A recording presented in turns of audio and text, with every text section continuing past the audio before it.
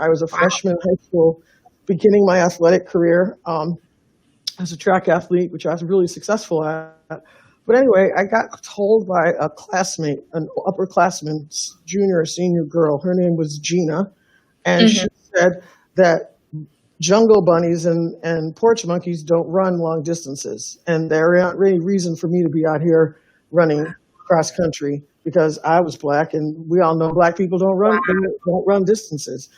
And I Wow. remember how I felt, which was a whole lot of rage and pain and vulnerability and shaking.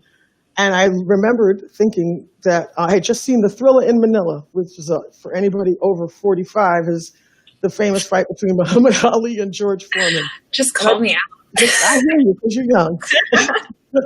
So I basically ended up clocking her, and I freaked out because she was momentarily unconscious, and it also helped me to realize at that moment that responding in violence wasn't going to be the way to solve anything. Just because you hurt my name and called me names wasn't a reason for me to react that way. It did give me a lot of schoolyard respect. I didn't have to go through those things again. There was a night when I had dinner at my fiance's house. As you know, he's white, and he lived closer to the border of Idaho. So that's also a factor in that. But I went out to my car and I was getting ready to leave. It was getting pretty late, and I saw that my tire had a flat. And I was like, okay, well, I've got my donut in the car. My fiance's, or boyfriend at the time, he's here, so he can help me. But he actually had a tool in his car, which is kind of a portable air tire thing. So it like refills your tire. So he went to go grab it. And I was like, okay, thank you. Oh, I forgot something upstairs in your house. Can I go grab it? And so while he was grabbing that, I ran upstairs. I was coming down the stairs, walking, and I see a security guard come like running towards me, like booking it towards me. And as he got closer, he saw that I was black. I was kind of near a light, and he reaches for his gun or whatever the case was. He started reaching for it, and he gets closer and he starts yelling at me. What are you doing? Who are you? Stop. Like basically yelling orders at me. And if it wasn't for the fact that my partner had saw it, I don't know what would have happened, because when my partner saw that the officer or the security guard was coming near me and with his hand where a gun would be, he quickly jumped in and said, no, she's okay. She's with me. Her tire just has a flat. I'm helping her. I know her. It's fine. But in that moment, I mean, I still think about, my life could have changed that night if it hadn't have been for somebody stepping in or having a partner there to kind of step in and say, oh, no, I see that this is going pretty badly, or this has potential to go badly. And it was a harrowing moment. It was. Let's talk, and to that end, there's a couple of things I want to say, but very quickly, let's talk about the level of vulnerability, the level of I can do absolutely nothing about my circumstance right now. And let's also talk about that you weren't even validated until another white person came to tell you that you were okay. And I feel like that's so big. Sorry, not to cut you off. No, it is big. It's huge because what it is completely dehumanizing. And this goes back to the 1,000 little knife cuts that African American people must subject themselves to be productive members of this society every day. You have to understand a couple of things, and this is where history plays a big role. And probably where I need to bring up, I was a history major in college. Drop the mic. No, I was a history major in college. But one of the things that is really evident in U.S. history is that for all the way through, I would have to say through the Civil War and into the early Jim Crow times, I'm sure much later, but I'll leave it at that. So that's a definitive time I can say this. We weren't treated as human beings. We were considered 3/5 of a person. Think about that. We were considered 3/5 of a human being. So from that premise, so many brutalities of dehumanizing things can be validated if you don't think we're human beings to begin with.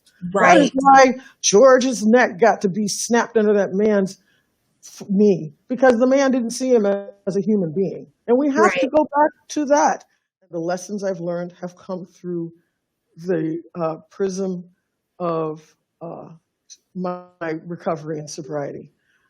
And one of the things that I've learned is that there is no statute of limitations that I can put on people as to when they have to ascribe and stop True. buying my BS. In other True. words, I was an alcoholic for many years, and I caused a lot of collateral damage for those who tried to hang in there and be with me.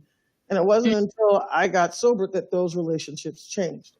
Point being is that with regard to the situation of racism in this country, my ask of people, of white people, is that they sit with being uncomfortable, that they sit in that, marinate in that, and understand what that means to feel that uncomfortable.